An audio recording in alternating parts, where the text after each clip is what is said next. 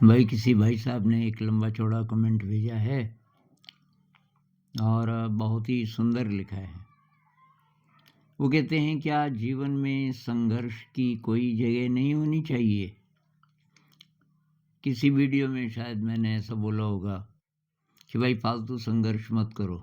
वहाँ संदर्भ ये था कि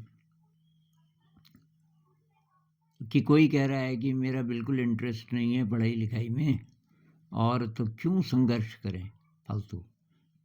तो उस सेंस में मैंने बोला था कि भाई फालतू संघर्ष करके फ़ायदा क्या है जब तुम्हें पता है कि न तो तुम पास होने वाले हो और तुम्हारा इंटरेस्ट भी नहीं है, न तुम ज्ञान के लिए पढ़ रहे हो। तो ये कह रहे हैं कि ज़िंदगी के हर पहलू में ये बात लागू होती है और ये हम आसानी से कह तो सकते हैं कि कर्म करो फल की चिंता मत करो, लेकिन एक्चुअली कुछ न कुछ अपेक्षा तो होती होगी। और क्या जब हम ध्यान भी इसलिए कर रहे हैं कि चिंता से मुक्ति मिले या आत्मज्ञान हो वगैरह, तो ये भी तो अपेक्षा है। तो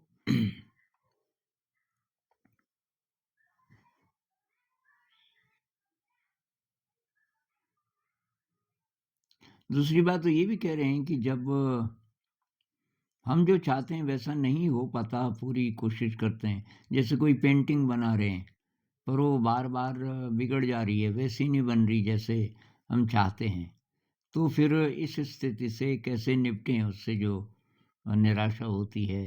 अ, और फिर ऐसे लोग भी हैं जिन्होंने कई बार मतलब ज़िंदगी में सफल होते रहे लेकिन उन्होंने हार नहीं मानी। तो फिर सवाल है कि हमें आगे बढ़ते रहने की शक्ति क्या देती है, कहाँ से आती है? जब कोई काम हमें अंदर से बहुत पसंद हो, फिर भी उसमें बार-बार असफलता या अकुशलता मिले, तो हम उससे कैसे निपटें? तो असली बात यही है कि जब बार-बार फेल्योर हो, काम हमें पसंद है, तो उससे कैसे निपटें? तो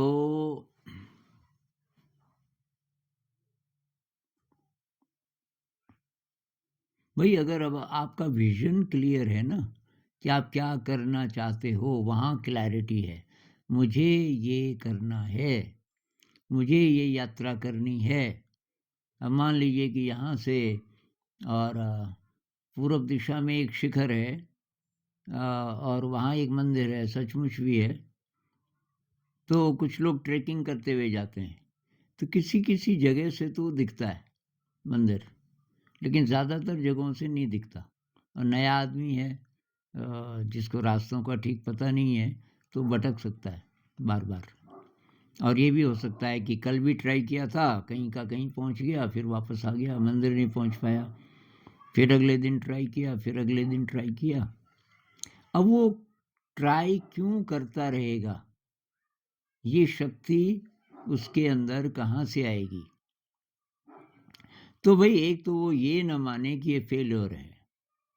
ये अप्रोच, ये प्रैक्टिस से आएगा भाई, कि ये ना माने कि फेल्योर है। मैं आपको दूसरा उदाहरण देता हूँ। मान लीजिए आप हाई जंप सीख रहे हैं। तो हाई जंप सीख रहे हैं और 2 दोस्तों को आपने बोला भई रस्सी पकड़ के रखो टाइट। अ, और अब आप जंप कर रहे हो। आपने नाप लिया कि भाई 3 फीट तो बहुत आराम से आप जंप कर ले रहे हो। अब आप उनको बोलते हो ज़रा इसको बढ़ाओ यार, 3 फीट तो कुछ भी नहीं है। अब वो 4 फीट पे चले गए, वो भी आपने जंप कर दिया और बढ़ाओ। अब उन्होंने 4.5 कर दिया, नहीं कर पाए आप क्रॉस। अब आप गिर गए, आपके घुटने पे चोट आई और थोड़ा-सा माथे पे भी एक कट लग गया। तो फिर थोड़ा-सा आपने उस पे दवाई-ववाई लगाई जो भी है और बोला कि यार 4.5 से थोड़ा कम करो। तो उन्होंने 4 फीट 2 इंच कर दिया मान लीजिए। आपने फिर किया, नहीं कर पाए, फिर गिरे। बार-बार गिरते, गिरते, गिरते, गिरते फिर आप बोलते हो कि इतना अभी मैं नहीं कर पा रहा हूँ। फिर 4 फीट 1 इंच आपने कर दिया कि चलो 1 इंच सही। तो ये जो इच्छा है कि चोट भी लगी, अ, खून भी निकला, लेकिन फिर भी आप वो ट्राई कर ही रहे हो, कर ही रहे हो। तो ये कहाँ से आता है जब आपने ठान लिया भई ये तो करना ही है। अब इसमें आपकी जो डिज़ायर है वो कितनी प्योर है और कितनी दुनिया की दृष्टि से आवेशित है, इसमें फ़र्क आ जाएगा। अगर आप हाई जंप इसलिए सीख रहे हैं कि फिर आप कहीं लोगों के सामने ये दिखाओगे, आपकी वाह-वाह होगी, वो कुछ न कुछ तो आ सकता है ना मन में, अब हम संत थोड़ी हैं। हम जो सामान्य इंसान है, उसमें बिल्कुल भी अपेक्षा नहीं होगी। बिल्कुल निष्काम कर्म, ये तो संतों की बात है। उधर जाना है, उसकी कोशिश करनी है, लेकिन अभी ऐसा नहीं होगा कि बिल्कुल ही कामना नहीं है। लेकिन जितनी ज़्यादा आपकी कामना है, जिसके लिए आप दुनिया पे निर्भर हो, उतना आपकी एनर्जी थोड़ा बढ़ जाएगी और उतना ज़्यादा दुःख होगा जब आपको वो नहीं मिला। अब कॉम्पिटिटिव एग्ज़ाम है, कर आप इसलिए रहे हो कि उसका नाम अच्छा है, उस पद का। जिस जगह आप जा रहे हो, उसे बहुत अच्छी नज़र से देखा जाता है। पेरेंट्स भी खुश होंगे और आपकी सैलरी भी अच्छी हो जाएगी, समाज में आपका अच्छा ओहदा भी होगा वगैरह, वगैरह। तो ये चीज़ें आपको बहुत ज़्यादा दुःख देंगी जब आप नहीं निकलेंगे। क्योंकि अ, शुरू से ही आपने ठान लिया कि ये होगा ही होगा। तो ये कुछ-कुछ चीज़ें हैं जो कि कितने प्रतिशत आप ही के दिल से आई, कहना मुश्किल है। अब मैं संगीत का उदाहरण देता हूँ। मैंने जो सॉन्ग्स कंपोज़ किए करीब 80 से ज़्यादा, जिनको हम अपनी असेंबली में गाते हैं, तो कोई नया सॉन्ग आ रहा है, नया सॉन्ग आ रहा है, ये मुझे पता है कि मैं इस सॉन्ग को क्रिएट कर रहा हूँ, केवल अपने इंटरेस्ट के लिए नहीं, बल्कि इसलिए भी कि बच्चे सीखें, बच्चे सीखें और वो गाएँ।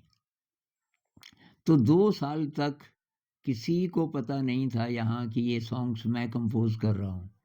मैं बोलता था मेरे पास एक नया सॉन्ग है, भई सीखोगे बच्चों? अब बच्चे तो सीखना ही चाहते हैं। बच्चे बड़े खुश।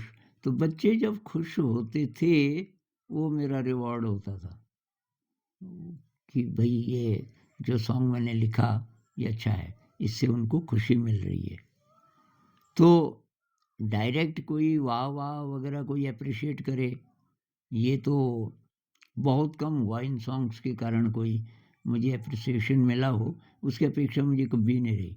लेकिन ये रहा कि बच्चे अ, उसको एन्जॉय करेंगे तो ये अच्छी बात है। बहुत बार बच्चे एन्जॉय तो कर रहे हैं, लेकिन उससे भी पहले मेरी इच्छा पूरी हो गई क्योंकि मैं जिस तरीके का सॉन्ग क्रिएट करना चाहता था, वो मैंने कर दिया। तो जितना आप दुनिया की नज़र में सफल होना चाहते हैं, आप जो भी काम कर रहे हो, उसमें कितना प्रतिशत आपकी प्योर अ, अपनी ही तस्वीर है, अपना ही विज़न है और कितना-कितना आप इसलिए कर रहे हो कि वो अच्छा माना जाता है दुनिया में, यहाँ पे फ़र्क है बहुत बड़ा। तो मोटिवेशन कहाँ से आता रहता है, शक्ति कहाँ से आती रहती है, जब आप बार-बार फ़ेल होते हो कि भई आपको पता है मुझे ये करना है और दुनिया कुछ भी कहे और तब फेल्योर नहीं होता उसमें। उसमें हर कदम अ, आपकी मंज़िल की तरफ जा रहा है। आप कितनी बार गिरें, लेकिन आप उधर ही जा रहे हैं और आपको वही करना है। एक बुद्धिस्ट कहानी है ना कि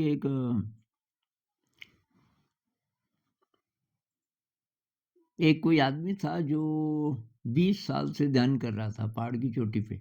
जवान था तब चला गया था, वो 40s में था और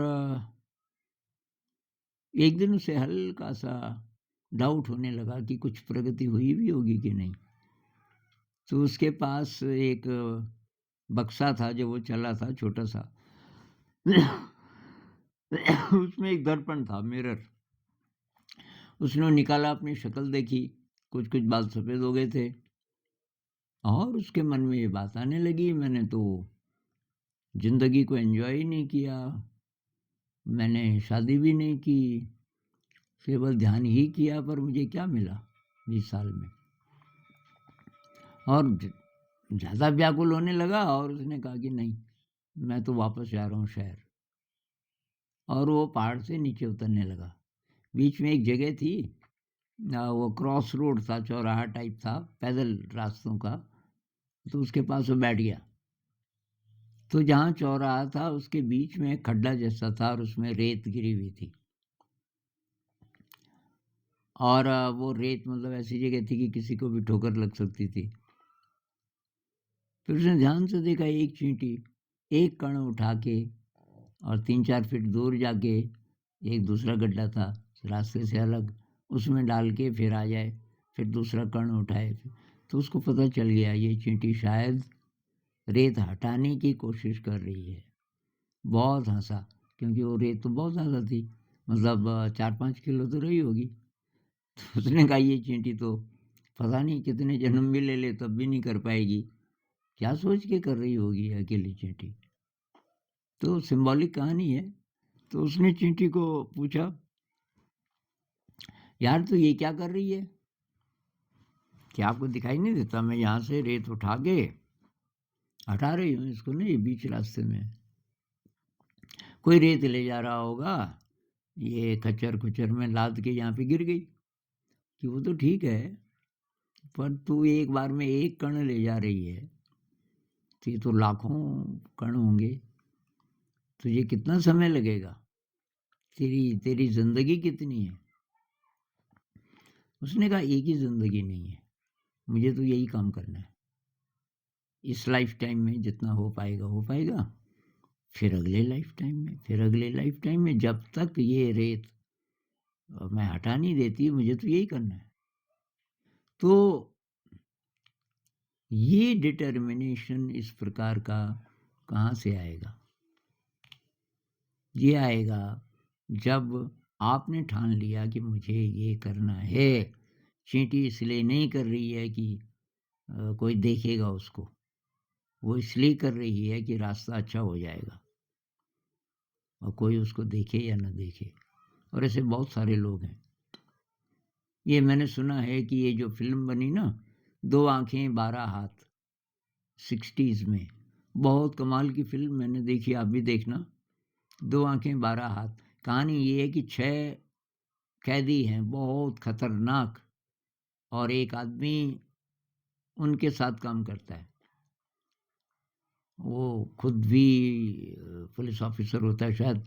वो जेलर को बोलता है इन 6 को मुझे दे दो, मैं इनके साथ प्रयोग करना चाहता हूँ, जेल से बाहर ले जाता है।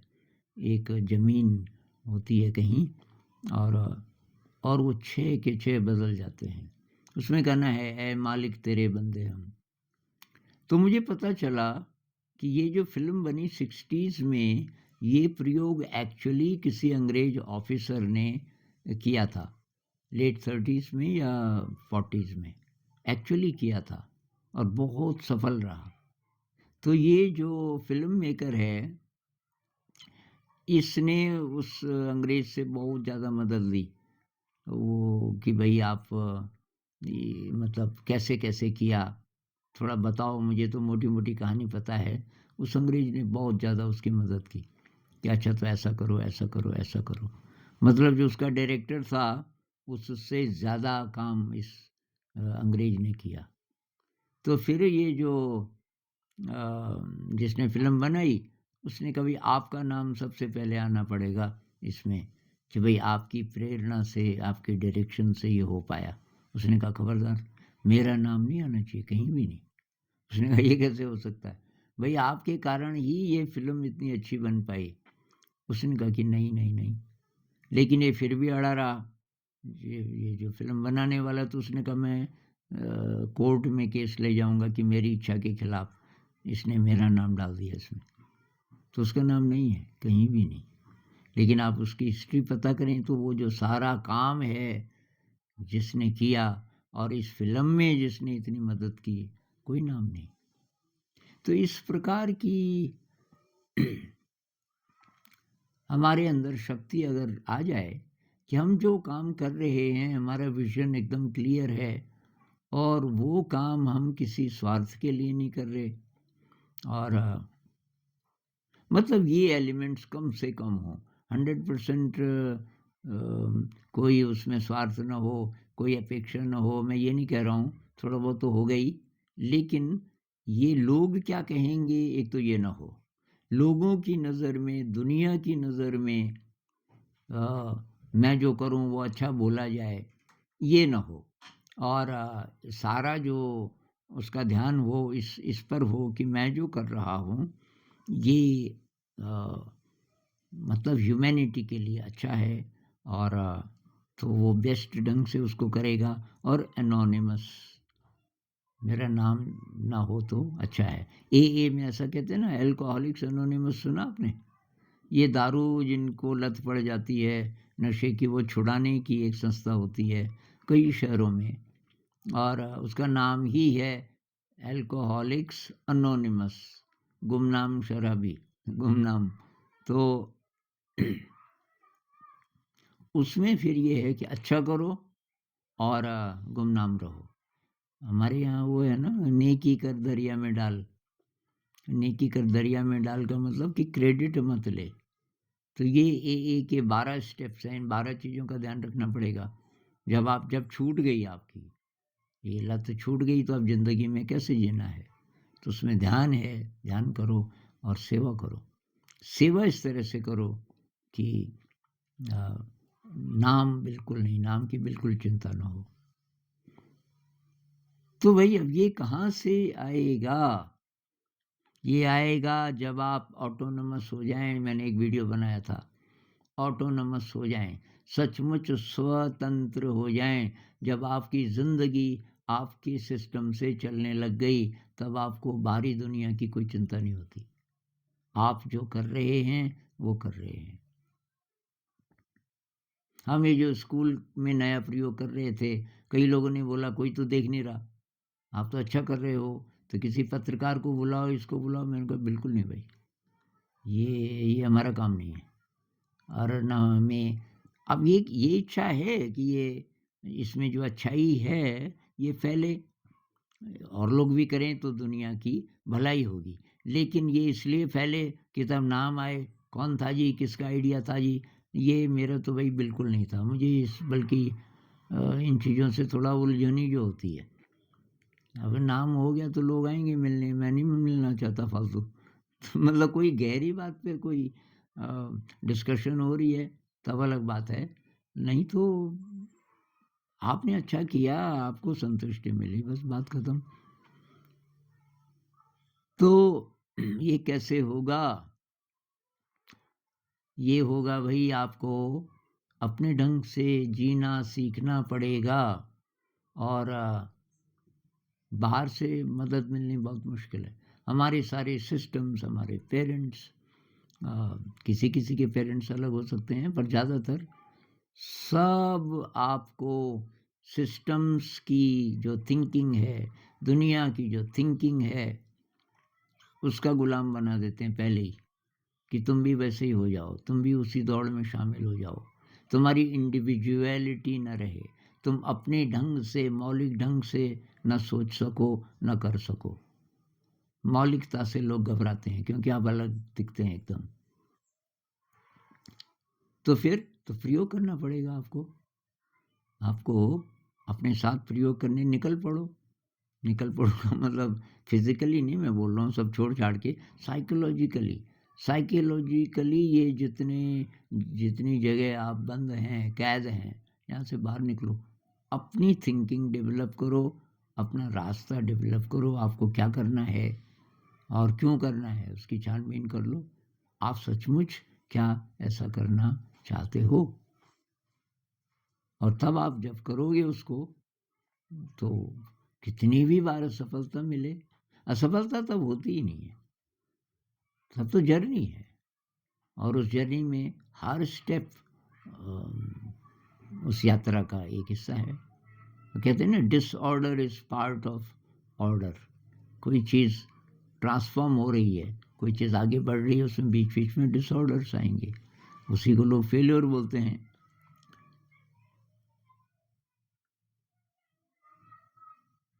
बाकी ये जो इन्वेंशंस की आप कहानी सुनो ना, जितने भी साइंटिस्ट हुए हैं तो सीधे सफल थोड़ी हुए।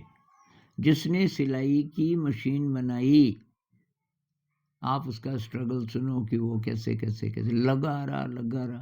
लोग सोचने लगे ये बेवकूफ़ है, लेकिन वो लगा रहा, अंत में उसने वो बना ही दिया। ऐसे बहुत हैं उस धुन में, बस वो धुन लगी रहती है, उन्हें इसकी चिंता नहीं कि सफलता कब मिलेगी, कैसे मिलेगी, नहीं। लेकिन ये चीज़ है, कुछ मुझे नज़र आ रहा है, यहाँ कुछ है, और उसके पीछे लग जाते हैं। ये आर्ट में है, ये साइंस में है।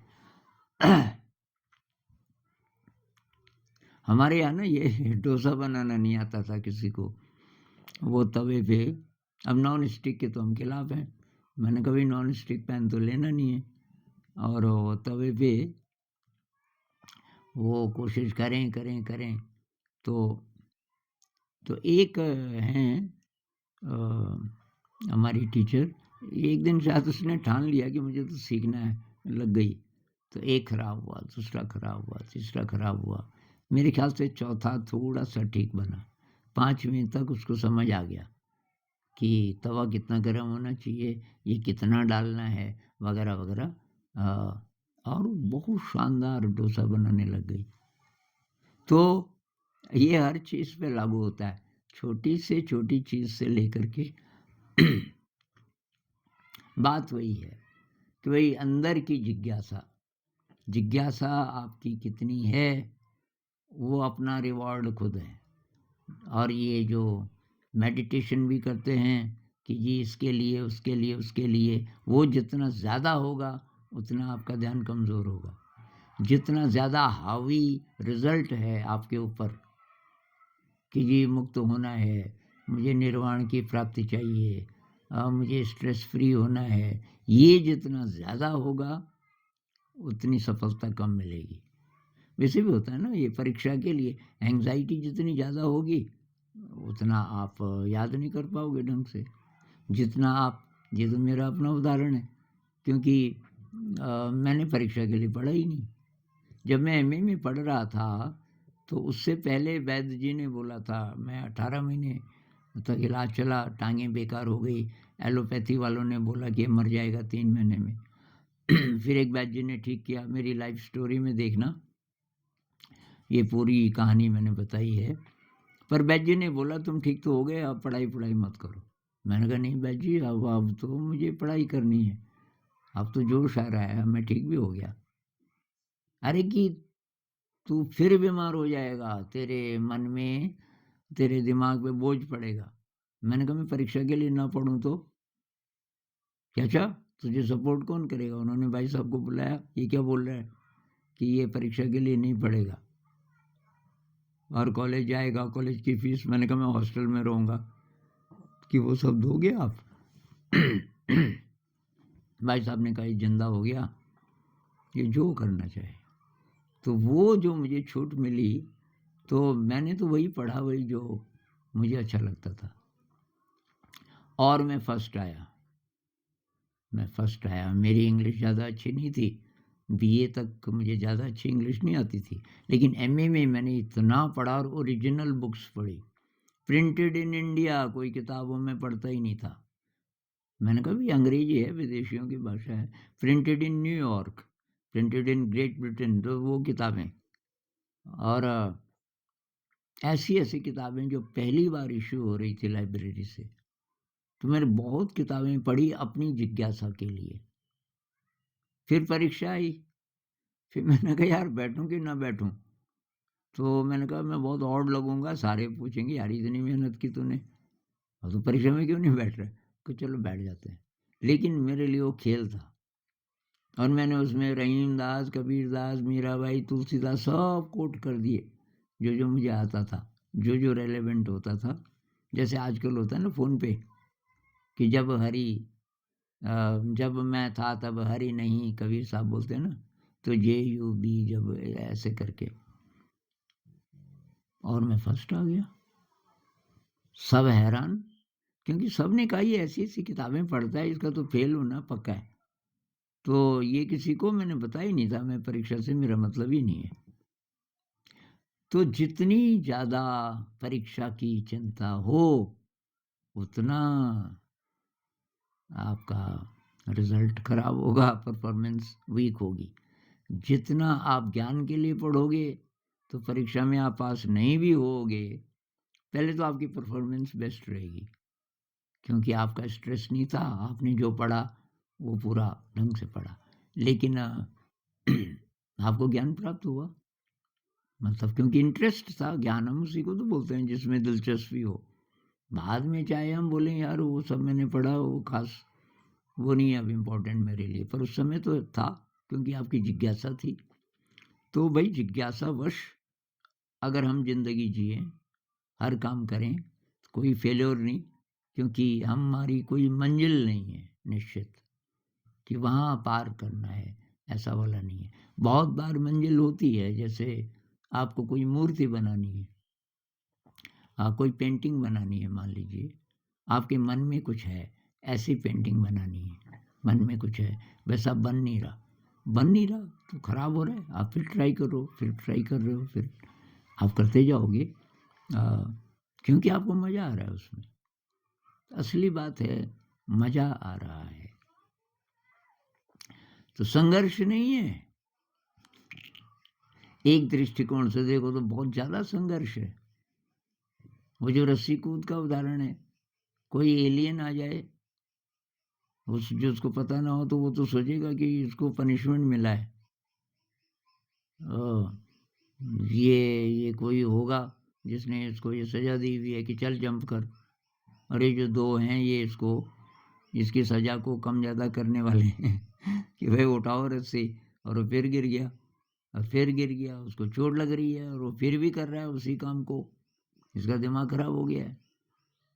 तो संघर्ष तो है एक एंगल से, दूसरे एंगल से यात्रा है, बड़ी-बड़ी यात्राएँ करते हैं।